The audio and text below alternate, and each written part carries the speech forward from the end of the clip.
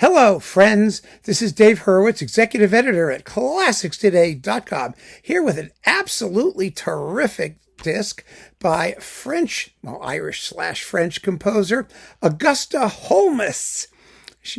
Her real name was Holmes, but she changed her name and threw an accent grave over the E and became Holmès because it sounded more French. Anyway, doesn't make any difference. She was good. This lady could write, let me tell you. We've been doing a lot with female composers lately, discovered, undiscovered dead ones and live ones, and they're all over the place, basically. And some of them are excellent and a lot of them aren't. I mean, that's about what you're going to get with any clump of composers, male, female, or anything in between. And in this case, I'm telling you, Augusta Holmes was a powerful personality who wrote powerful music. In her lifetime, she was known as kind of, butch. I mean, that she wrote, people listened to her music and said, oh, it sounds like a man wrote it. Well, I mean, we only had music that men were writing. So I'm not really sure what that sounds like. But women were supposed to be, stick to their drawing rooms and write salon pieces if they composed at all and be kind of gentle and sweet and effeminate. Well, she wasn't any of those things. She was the common law wife of French literary figure Catulle Mendes. Remember him?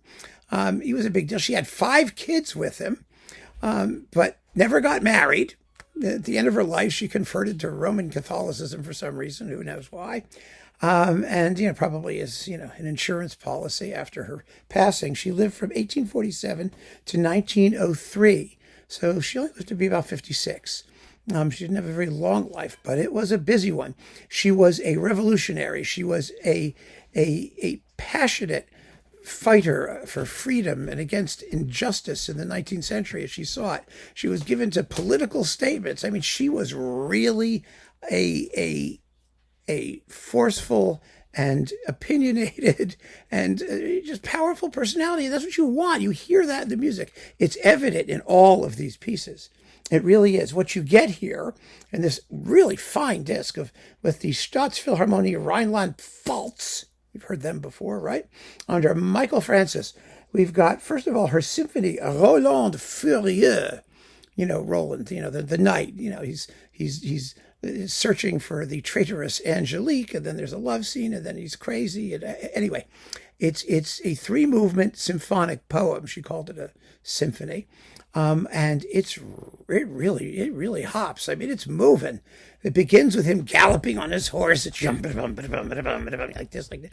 It's only 23 minutes long in 3 movements, and it's very well orchestrated. And the influences are Wagner and Berlioz, who you might think are sort of opposite, but she kind of slams them together quite effectively. And it doesn't really sound like Wagner. I mean, she was a huge, passionate Wagnerian. So yes, there is, I suppose, that kind of influence. It's more like Frankian, only not, it's earlier, than the sort of late Franck school. She wrote these pieces mostly in the 1870s and 1880s, somewhere in there, 1880s, 1890. Then we've got the poem Irlande, Ireland, which, I mean, she was, one of the reasons she left England or Ireland, or she was because of English oppression. And so she wrote a tone poem about it.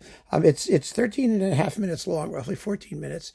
And really, I mean, it begins with Happy Ireland before the English got there. And then all hell breaks loose. And then there's, the message of hope at the end. But boy, is it dynamic. I'm just telling you, usually when we discover these lesser-known composers, and it doesn't matter whether they're male or female, the music is always uninteresting because it's weak. It's kind of flabby. It's colorless. It doesn't have rhythm. It doesn't take risks. She didn't care. She takes risks. She's got nice, healthy swat on the tam-tam in here. That's her risk.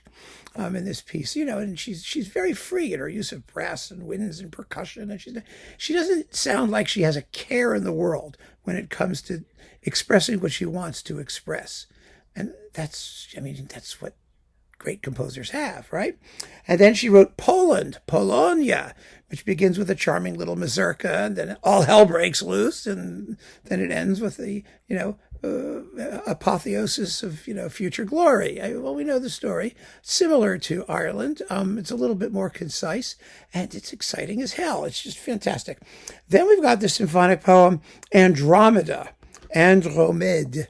Now, you know that story, right? I mean, Andromeda's mother is Cassiopeia, and she says that, her daughter is the most beautiful thing in the world. She's the most beautiful. She says something that offends, the god Poseidon, because she says that they're more beautiful than like sea nymphs or something. I don't know. So she sends a sea monster to ravage the countryside, the coastline, whatever. Not the countryside, the coast. Yes. The sea monster is not in the country. And in order to appease the sea monster, she is forced to sacrifice Andromeda. So she ties her to a rock, waiting for the sea monster to come. But then Perseus, who's just killed Medusa, pops up and falls in love with Andromeda and rescues her. And spirits her away before Poseidon is any the wiser. He kills the sea monster, with the sword in the head of Medusa or whatever. Anyway, that's what the tone poem basically does. And then it ends with the glorious apotheosis of all free peoples, because the freeing of Andromeda is a euphemism or a symbol for freedom more generally, because that's what she was into. This lady, Augusta Holmès, was. She wrote big, long poems before each of these things. She wrote all of her own texts, these big choral works. I mean, I'm telling you, she's worth discovering. You could just tell from this stuff. And the last thing on the disc is Ludus pro patria, the hymn to the homeland, to the country. This is just the prologue, which is marked Andante Amoroso, and it's voluptuous and lovely, and some exquisite writing for harp and winds, and it's just lovely, lovely music. Very well played, fabulously recorded, with a nice, big, rich, resonant bass, which, Holmes uses with great gusto. And if you want to hear some really good romantic tone poetry by somebody who really knew how to put these pieces together, you're going to want to hear this. It's on CPO. And again, it's with the Staatsphilharmonie Rheinland-Pfalz under Michael Francis.